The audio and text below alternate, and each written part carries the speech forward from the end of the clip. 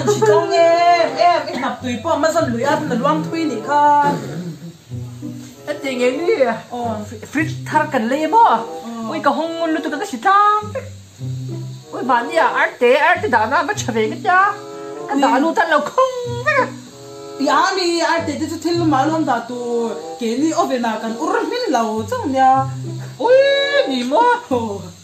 anh đi thua anh đi em để bao hot tốt thì tu cái ngã xe lâu liền vẫn bốc xe cái con lâu thấy bốc xí lâu xe bảo cho im nọc cái gì về hot tốt là chả cái gì mấy cái chú mua em để cái đủ tinh phải cái lên ngay xây chủ lắm luôn mi à lâu vàng tất cho nó vào hot tốt mấy cái gì cái này thì tí phải vắng tí cái à cũng như hồi lâu cho những đến số cả bấm đà răng ôi chả lo cái họ khó bằng hồi rồi hồi là rồi mua rồi